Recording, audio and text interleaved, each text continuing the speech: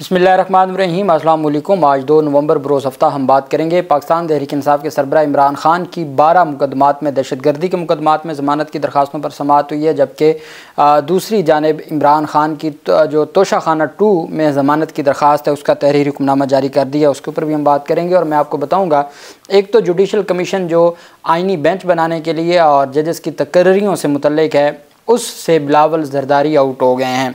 दूसरी बड़ी खबर ये है कि पहला इजलास बुलाने के लिए आइनी बेंच और जुडिशल जो तकर्री है या जुडिशल कमीशन है, उसका पहला इजलास बुलाने के लिए उनको नई तरमीम करनी पड़ेगी। वैसे नया इजलास नहीं बुलाया जा सकता, वैसे पहला इजलास नहीं बुलाया जा सकता। कौन सा ब्लंडर है जिसकी मैं निशानदही करने जा रहा हूँ आपके सामने। सबसे पहले मैं आपको बताता चलूँ कि जस्टिस मियां गुल हसन औरंगज़ेब साहब ने Imran Ahmed Khan Niazi versus the state and another, ये जो FIA का तोशाखाना 2 मुकदमा है, उसमें वकला पेश हुए। Office has raised an objection to the effect that a pre dated power of attorney has been filed on the petitioner's behalf. I have gone through the said power of attorney which is annexed with the instant petition and have notified that it gives wide powers to the counsel by the petitioner which would include to filing of petition for bail after arrest। के जो इतराज़ ये लगाया गया था कि इमरान खान का जो power of attorney है वो पुरानी तारीख़ों का है और इस वजह से वो काबिल कबूल नहीं है। जज साहब कहते हैं, जब मैंने वो देखा तो मैंने ये पढ़ा कि उसमें बहुत सारी अख्तियारात दिए गए हैं वकील को इमरान खान की जानिब से, और उसमें ज़मानत की दरख्वास्त भी दायर हो सकती है। Therefore the said office objection is overruled, कि वो जो ऑफिस ऑब्जेक्शन थी उसको कलअदम करार दिया जाता है। दूसरी जो थी जिसके बारे में अदालत ने कहा कि दूसरी जो था कि इमरान खान इस वक्त जो ट्रायल कोर्ट है, तोशाखाना 2 का जो मुकदमा है, उसमें इमरान खान की ज़मानत खारिज होने का जो फ़ैसला है ट्रायल कोर्ट का, उसकी मुसद्दक़ा कॉपी नहीं लगाई गई। वो अदालत कहती है कि जब समाअत हुई तो वकला ने उसी वक्त वो कॉपियाँ फ़राहम कर दी। चूँकि वो कॉपी फ़राहम कर दी गई थी, इस वजह से वो ऑब्जेक्शन भी ख़त्म किया जाता है। वकला से कहा जाता है कि वो अटेस्टेड कॉपी जो ऑर्डर की है, जिस ऑर्डर को चैलेंज किया गया है शाहरुख हरजमंद का जो स्पेशल जज सेंट्रल 2 हैं उनका, उसके बारे में अदालत ने कहा कि आप उसको ऑफ़िस में जमा करवा दें, और ऑफ़िस को कहा है कि नंबर लगा के 4 नवंबर सोमवार के लिए इमरान खान की तोशाखाना 2 में ज़मानत की जो तफसीलात हैं, ज़मानत की जो दरख्वास्त है उसको समाअत के लिए मुकर्रर कर दिया जाए। इसमें चूँकि पहले ही अदालत केस सुन चुकी है, केस के मेरिट्स को सुन चुकी है, रूल ऑफ कंसिस्टेंसी इसमें बहुत अहम होगा। जज साहब का एक मौक़िफ़ था कि वो ख़ातून थी, इस वजह से उसको ज़मानत मिली है। मेरे ख़्याल में मरकज़ी, चूँकि केस ही बुशरा बेगम के ख़िलाफ़ था, जब मरकज़ी जो मुलज़मा हो जिसके ऊपर इल्ज़ाम था, चूँकि ये जो जिस सेट की बाबत ये मुकदमा बनाया गया, ये इमरान खान को नहीं मिला था। ये वो पहला मुकदमा था जिसमें घड़ी थी वो इमरान खान को मिली थी। ये जो सेट है ये मिला ही बुशरा बेगम को था बतौर ख़ातून अव्वल। इस वजह से उन्होंने क्या किया कि जो जमा करवाना था वो जमा करवाया और फिर उनसे ख़रीद लिया। तो ये इसमें जो मरकज़ी मुलज़मा हैं वो बुशरा बेगम है, उनकी ज़मानत मंजूर हो गई तो इमरान खान को। और ये जज साहब ख़ुद बुशरा बेगम की दरख्वास्त ज़मानत की समाअत के दौरान ये कह चुके हैं। इस वजह से इस मुकदमे की कोई अहमियत नहीं, और मुझे लगता है कि अगले हफ्ते इस दरख्वास्त ज़मानत पर फ़ैसला आ जाएगा और इमरान खान की रिहाई हो जाएगी। जबकि दूसरी जानिब 12 मुकदमात हैं दहशतगर्दी के, जिनमें इमरान खान की ज़मानत की दरख्वास्तों पर आज अहम समाअत हुई है। बैरिस्टर सलमान सफदर साहब 2 मुख्तलिफ जजेज़ हैं, दोनों के सामने पेश हुए हैं। 4 मुकदमात हैं अरशद जावेद के पास, और जो 12 मुकदमात हैं वो मंजर अली गिल के पास हैं। अब जो मंजर अली गिल के पास 8 मुकदमात हैं, उसमें तो जज साहब आज रुखसत पर थे, मंजर अली गिल आज मौजूद नहीं थे, और 9 मई के मुकदमात में ज़मानत की दरख्वास्तों पर बग़ैर समाअत जो कार्रवाई है 8 मुकदमात में वो मुलतवी हो गई 5 नवंबर मंगल तक। ATC के जो ड्यूटी जज इरफान हैदर हैं उन्होंने समाअत की। इमरान खान ने 12 मुकदमात में बाद अज़ गिरफ़्तारी की दरख्वास्त दायर की हुई है। 8 मुकदमात में इमरान खान की ज़मानत की दरख्वास्त एडमंड कोर्ट में ज़ेर इल्तवा है, और 4 मुकदमात की जो ज़मानत की दरख्वास्त है वो अदालत नंबर 3 अरशद जावेद के पास है, जिसमें 24 सितंबर को सलमान सफदर साहब दलाइल दे चुके हैं। आज जब प्रोसिक्यूशन की बारी आई कि वो दलाइल दें, तो प्रोसिक्यूशन की जानिब से कहा गया जी कि आज जो स्पेशल प्रोसिक्यूटर इस केस के लिए मुकर्रर किया गया था वो बीमार है, इस वजह से अदालत से कहा गया जी कि आप इसमें एडजन कर दें। साथ जो प्रोसिक्यूटर जनरल पंजाब हैं सैयद फरहाद अली शाह साहब, उन्होंने कहा कि अगली तारीख एक हमें मौका दे दें, अगली तारीख पर अगर तो स्पेशल प्रोसिक्यूटर ख़ुद आ गए तो वो आर्गूमेंट्स कर देंगे, अगर वो ख़ुद ना आए तो फिर मैं आर्गूमेंट्स कर दूंगा बतौर प्रोसिक्यूटर जनरल पंजाब।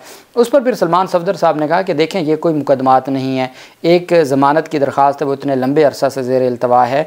24 सितंबर को मैं मेरिट के ऊपर अपने दलाइल मुकम्मल कर चुका हूँ और इनकी जानिब से हर तारीख पर कोई ना कोई जो डिलेइंग टैक्टिक्स इस्तेमाल किए जा रहे हैं और अदालतें सारे मामले को देख रही हैं। ये एक शख्स की ज़मानत से मुतल्लिक है, ये किसी शख्स की आज़ादी से मुतल्लिक मामला है, ये उसके बुनियादी इंसानी हकूक़ से मुतल्लिक है। अच्छा, जो अहम केसेस हैं वो जना हाउस वगैरह, अस्करी टावर, वो मुकदमात हैं 8 मुकदमात उनमें से जो एडमन जज मंजर गिल साहब जो अभी तैनात हुए उन्होंने सुनने हैं। ये 4 मुकदमात हैं जिसमें मुस्लिम लीग नून के ऑफिस जलाओ गिराओ, कलमा चौक कंटेनर जलाने, नेशनल पार्क गुलबर्ग के सामने को कंटेनर जलाने, इस तरह के मुकदमात हैं। इमरान खान को इन मुकदमात में 109 में नामज़द किया गया था और नामज़द किया गया था मुस्लिम लीग नून हाउस हमला केस में, और उसमें अदालत की जानिब से ये कहा गया था कि जी पाकिस्तान तहरीक इंसाफ के सरबराह इमरान खान की जानिब से उनका जो जलाओ घिराओ और जो सारा मामला किया गया था, तो उस पर फिर एक पुलिस वाले के बयान की रोशनी में, जिसके ऊपर आपको याद होगा अदालत ने ये सुप्रीम कोर्ट ऑफ पाकिस्तान में ये रिमार्क्स दिए थे कि अब एक हवालदार के कहने पर तो हम साबिक वज़ीर आज़म को नहीं जेल में रख सकते, यहाँ तक अल्फाज अदालत की जानिब से कहे गए थे। खैर, उनमें जज साहब ने कहा जी कि आज पेश होना है, ठीक है, नहीं तो आज मैं डिसाइड कर दूंगा, और प्रोसिक्यूशन कहती थी कि जी वो बीमार हैं, हमें एक मौका दें। अदालत ने फ़ैसला महफूज कर लिया चारों दरख्वास्तों पर। अब देखना यह है कि अदालत मेरिट के ऊपर आज इमरान खान की ज़मानत की दरख्वास्तें मंजूर करती है या अदालत उनको एक मौका देती है। बहरहाल जब फ़ैसला महफूज हो जाए तो उम्मीद यही है कि अदालत मेरिट के ऊपर आज दरख्वास्तों को डिसाइड कर देगी। और मज़ीद ये और जो 8 मुकदमात में हैं वो अब इमरान खान इन 12 मुकदमात में और एक मुकदमा तोशाखाना 2 का सिर्फ यहाँ इन मुकदमात में गिरफ़्तार हैं, बाकी तमाम मुकदमात में उनकी ज़मानत हो चुकी है। तो अब ये जो भी आज की समाअत का या आज का जो फ़ैसला होगा वो मैं आपके साथ शेयर करूँगा। ये 4 मुकदमात हैं।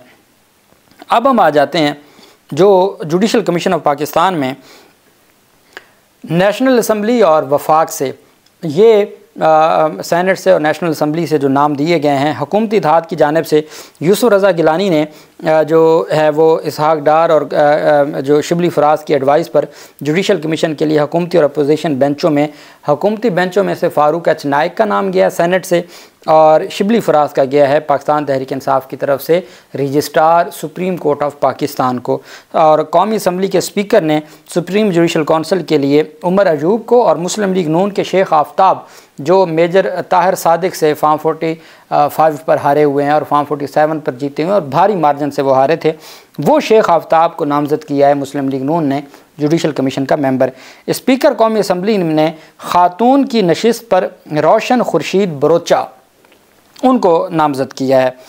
अच्छा, अब ये रोशन खुर्शीद बरोचा साहिबा कौन है? ये पहले भी वज़ीर रह चुकी हैं और रोशन खुर्शीद बरोचा साहिबा 1999 से लेकर 2002 तक बलूचिस्तान में वज़ीर रहीं मुशर्रफ दौर में, और मुशर्रफ दौर में बाद में ये सेनेटर भी रहीं।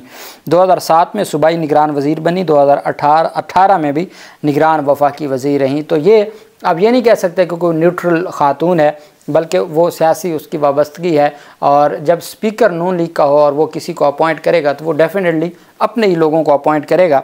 अब 5 लोग ये हो गए, 2 सेनेट से, अब एक अपोजिशन और एक हुकूमती इत्तेहाद, और 2 हो गए कौमी असम्बली से, एक अपोजिशन एक हुकूमती इत्तेहाद, और एक स्पीकर की जो उन्होंने रोशन खुर्शीद बरोचा को बनाया। कितने हो गए जी? 5। अब आगे चलें। इन 5 के बाद जो सुप्रीम कोर्ट ऑफ पाकिस्तान के जजेज़ हैं उनमें इन 5 नामों के अलावा जो 13 मेंबरान पूरे करने हैं, उसमें 6ठे नंबर पे अटॉर्नी जनरल ऑफ पाकिस्तान, 7वें पे वज़ीर कानून होंगे, और फिर उसके बाद जो सुप्रीम कोर्ट के जो सीनियर तरीन चीफ जस्टिस और सीनियर तरीन जो जजेज़ हैं वो। अच्छा, अब 5 के बाद अटॉर्नी जनरल और वज़ीर कानून ये 7 हो गए, और चीफ जस्टिस और 3 सीनियर जजेस 4 हो गए। 7 और 4 ये हो गए 5 नाम हैं, 13 मेंबरान होने हैं, अटॉर्नी जनरल, वज़ीर कानून, चीफ जस्टिस, 3 सुप्रीम कोर्ट के सीनियर जजेस कमीशन के मेंबर होंगे, और एक होगा उनका एक पाकिस्तान बार कौंसिल का नुमाइंदा होगा, और ये हो गए 12। एक होना है आइनी बेंच का। अब आइनी बेंच जब तक बना नहीं है तो क्या 12 मेंबरान आइनी बेंच बनाएंगे या आइनी बेंच का सरबराह बनाएंगे? अब सवाल ये पैदा होता है, जब आर्टिकल 175A में और मुख्तलिफ आर्टिकल्स में इन्होंने तब्दीली की है तो इसका मतलब ये है कि स्पीकर कौमी असम्बली की जानिब से 3, चेयरमैन सेनेट की जानिब से 2 नाम जुडिशल कमीशन को भेज दिए गए हैं। अब सिर्फ नोटिफिकेशन होना बाकी है। चूँकि चीफ जस्टिस हैं और अटॉर्नी जनरल हैं और वफाकी वज़ीर कानून है और पाकिस्तान बार कौंसिल का नुमाइंदा है और 3 सीनियर जज हैं, ये 12 का नोटिफिकेशन जारी होना। 13 मेंबरान मुकम्मल नहीं हो सकेंगे। अब 13 मेंबरान नहीं मुकम्मल हो सकेंगे तो इसका मतलब है कोरम मुकम्मल ही नहीं है। 13 मेंबरान मुकम्मल नहीं हो सकेंगे, एक टेक्निकल इशू रहेगा, क्योंकि आइनी बेंच के सीनियर जज तब तक तय नहीं हो सकता जब तक आइनी बेंचेस के लिए पहले जजेस को नामजद ना किया जाए। इसलिए पहला इजलास या तो 12 मेंबरान ही करेंगे जो कि मुकम्मल कमीशन नहीं है, या फिर 27वीं तरमीम के ज़रिए इसकी दुरुस्तगी की जाएगी। और जो बिलावल जरदारी को पाकिस्तान पीपल्स पार्टी ने बिलावल जरदारी का भेजा था, बिलावल जरदारी को निकाल दिया गया है। उनकी जगह पे नून लीग का आ गया है और जो इरफान सिद्दीकी नून लीग का था सेनेट से उसको हटा के फारूक अचनायक को ले आए हैं। तो Bilawal Zardari judicial commission of Pakistan की तश्कील से अलग हो गए हैं, उनको आउट कर दिया गया है। और चूँकि बिलावल जरदारी का ये मानना था कि अटॉर्नी जनरल आपका, वफाकी वज़ीर कानून आपका, पाकिस्तान बार का नुमाइंदा आपका, तो आप ये दोनों हमारे जाने दें। कौमी असम्बली से बिलावल चला जाए और सेनेट से चला जाए फारूक अचनायक। तो वो अब ये बात ना मानी गई, जिस वजह से फिर शेख आफ्ताब नून लीगी कौमी असम्बली से और सेनेट से आ गए फारूक अचनायक। तो ये इस तरह से ये तश्कील पाया है। अब ये मामला गंभीर होगा कि 13 मेंबरान कमीशन के होने चाहिए। उस 13वां एक है आइनी बेंच का सरबराह, अभी तक आइनी बेंच बने नहीं है। तो क्या पहला इजलास 12 जजेस के साथ होगा? 12 जजेस के साथ होगा तो फिर तो ये इजलास आगे बढ़ नहीं सकता। तो फिर क्या करेंगे? कोई डॉक्ट्राइन ऑफ नेसेसिटी, नज़रिया ज़रूरत अपनाएंगे? क्या करेंगे? मामला दिलचस्प हो गया है। जो भी तफसील होगी आपके साथ शेयर करते रहेंगे। अल्लाह पाक पाकिस्तान का हामी और नासिर हो। बहुत शुक्रिया। अल्लाह हाफिज़। पाकिस्तान जिंदाबाद।